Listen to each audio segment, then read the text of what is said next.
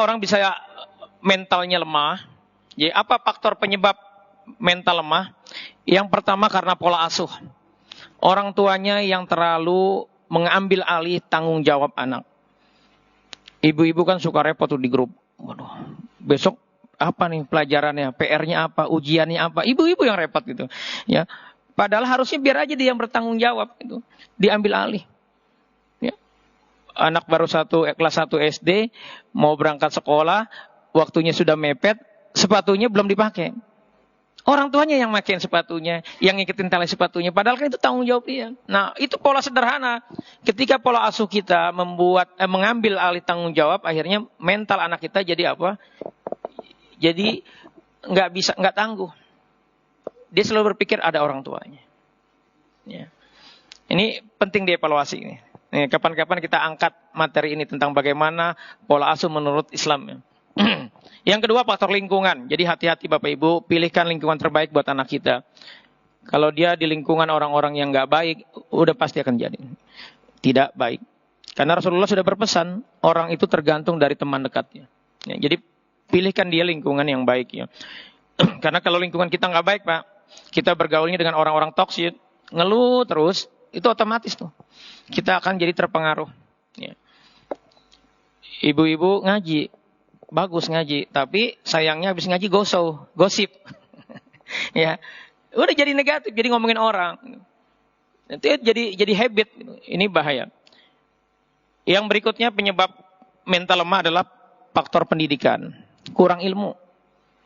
Ini Masya Allah bagus ya, Al-Mujadid punya program kajian rutin. Ini menyeimbangkan ya, mentazkiyah kekurangan-kekurangan kita, memperbaiki mindset berpikir kita. Jadi pendidikan itu penting. Bahkan dalam Islam ya, kita disuruh belajar ya, dari mulai sejak lahir dalam buayan orang tua kita sampai kita mati. Nah, yang berikutnya yang keempat adalah kenapa orang mental lemah? Karena belenggu setan. Ini yang jarang sekali orang perhatikan. Orang sekarang itu punya subhat pemikiran, iblis dan pasukannya tidur.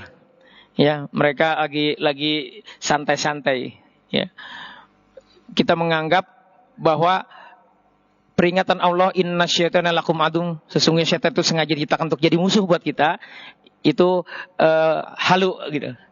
Jadi kita jarang sekali membahas sisi ini. Padahal Pak, merubah orang, memperbaiki orang itu ketika faktor ini tidak menjadi satu aspek yang kita bedah, kita koreksi, kita perbaiki, ya itu nggak akan maksimal.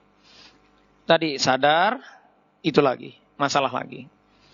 Kenapa? Karena ada faktor lain.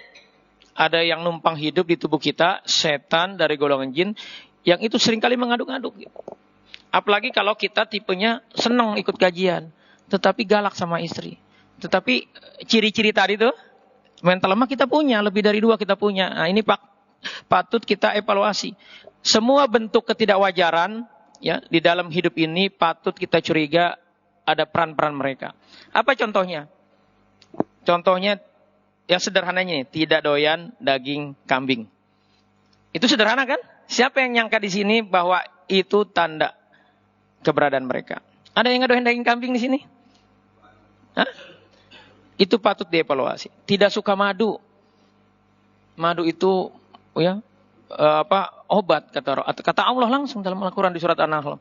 Tetapi kita tidak mau, tidak suka. Ya.